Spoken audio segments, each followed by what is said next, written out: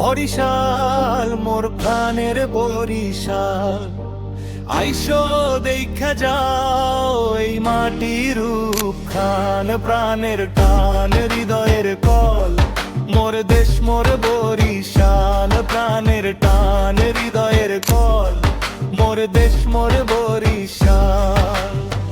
আইসা দেখা যাও মাটির এই গন্ধ, গ্রামের হাওয়ায় লাগে শান্তির ছন্দ। ধানে খেতে হাওয়ায় দোলে সোনার ঢেউ, নারিকেল সুপারিতে প্রকৃতির খেল খেউ। নদীর সুরে বাজে মনের গান, সহজ জীবনে লুকায় আসল প্রাণ। মাটির টানে ভাই ভাঙে সব জাল, বরিশাল আমার নেই কোনো তুলনা কাল। বরিশাল বরিশাল মোর জন্মভূমি বরিশাল, আইসো ঘুরা যাও ফিল করো এই লোকাল। ধান, নদী আর খালের অপরূপ মেলবন্ধনে গড়ে ওঠা বরিশাল বাংলার এক অনন্য ভূখণ্ড। প্রকৃতির এই উদার দান যেন এখানে প্রতিটি ঋতুতে নতুন গল্প বলে, নতুন রং ছড়ায়। আর এই বরিশালের বুকেই লুকিয়ে আছে এমন সব বিস্ময় যা প্রথম শুনলে অনেকেরই অবিশ্বাস হতে পারে। আজ আমরা ঠিক তেমনই এক বিস্ময়কর জায়গার গল্প শোনাতে চলেছি, একটি বাজার যেখানে বিক্রি হয় গাছ। হ্যাঁ দর্শক, আজকের যাত্রায় আপনাদের নিয়ে যাচ্ছি ইন্দের হাট গাছের বাজার, যা অবস্থিত স্বরূপকাঠি উপজেলাতে। নাম শুনলেই কৌতূহল জাগে, তাই না? চলুন ধীরে ধীরে খুলে দেখি এই অদ্ভুত অথচ মনোমুগ্ধকর বাজারের রহস্য।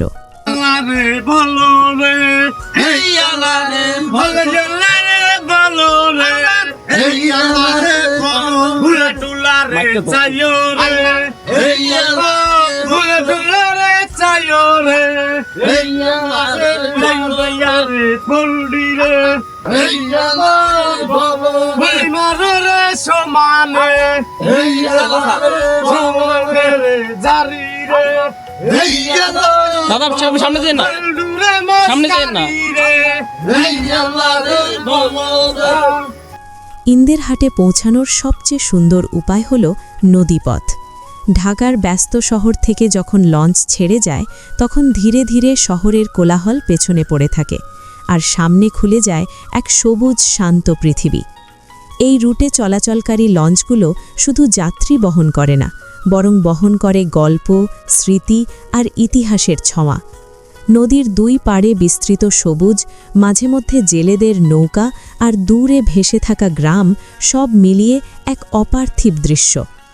ইন্দের হাট শুধু একটি বাজার নয়, এটি একটি জীবন্ত অর্থনৈতিক কেন্দ্র। এখানে মূল পণ্য একটাই, গাছ। দেশের বিভিন্ন অঞ্চল থেকে কাঠ ও গাছ এনে এখানে জমা করা হয়। বিশাল নৌকা, ট্রলার কিংবা ছোট ছোট ডিঙি, সবকিছুতেই বোঝাই করে আনা হয় বিভিন্ন প্রজাতির গাছ। বাজারে ঢুকলেই চোখে পড়বে সারি সারি গাছ নদীর পাড় জুড়ে সাজানো। বিশাল কাঠের গুঁড়ি পানির ওপর ভাসছে। শ্রমিকরা ব্যস্ত গাছ নামাতে, কেউ করাত দিয়ে কাঠ কাটছে, কেউ মাপ নিচ্ছে। প্রতিটি দৃশ্য যেন এক একটা জীবন্ত চিত্রকর্ম। এই বাজারকে ঘিরে প্রতিদিন শত শত মানুষের জীবিকা নির্ভর করে। এখানে আপনি দেখবেন কেউ গাছের মাপ নিচ্ছেন নিখুঁতভাবে, কেউ নৌকা থেকে ভারী গাছ নামাচ্ছেন, কেউ ট্রলারে বোঝাই করছেন, আবার কেউ করাত মিলে কাঠ কাটছেন। প্রত্যেকের কাজ আলাদা হলেও সবাই যেন এক অদৃশ্য সুতোয় বাঁধা, গাছের সাথে তাদের জীবনের সম্পর্ক।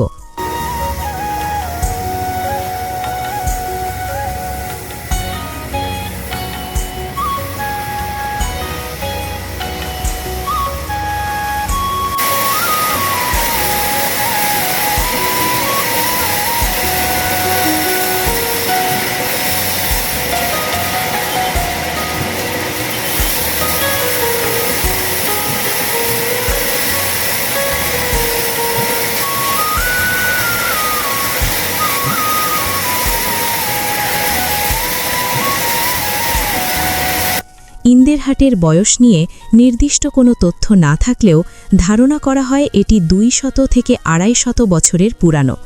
শুধু বাণিজ্য নয়, ইতিহাসের সাথেও এই জায়গার গভীর সম্পর্ক রয়েছে।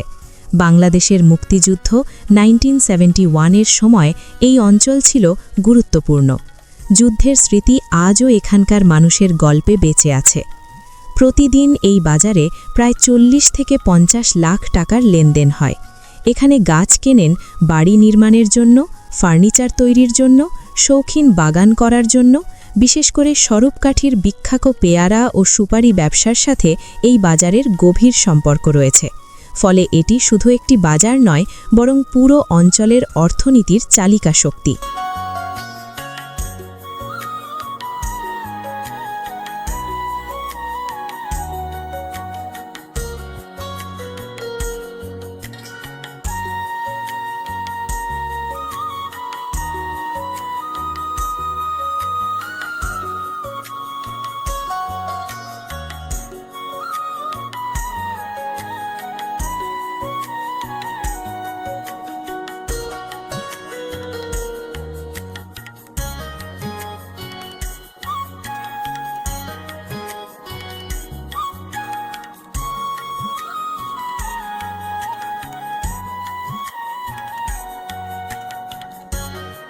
প্রায় 5 কিলোমিটার এলাকা জুড়ে বিস্তৃত এই বাজারের বড় একটি অংশ নদী ও খাল জুড়ে।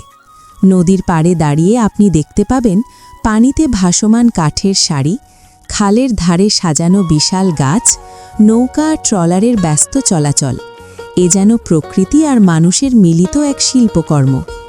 ইন্দের হাট আজ শুধু পিরোজপুর বা স্বরূপকাঠির মধ্যে সীমাবদ্ধ নয়, এটি পুরো বরিশাল বিভাগের গর্ব। এটি প্রমাণ করে বাংলার গ্রামীণ অর্থনীতি কতটা শক্তিশালী ও সৃজনশীল হতে পারে। আধুনিকতার ঢেউয়ের মধ্যেও এমন ঐতিহ্য টিকে আছে, এটাই সবচেয়ে বড় বিস্ময়। এটি প্রমাণ করে বাংলার গ্রামীণ অর্থনীতি কতটা সমৃদ্ধ ও বৈচিত্র্যময় হতে পারে। আধুনিক শহরের বাইরেও যে এমন অনন্য বাণিজ্য ব্যবস্থা থাকতে পারে তা সত্যিই বিস্ময়কর।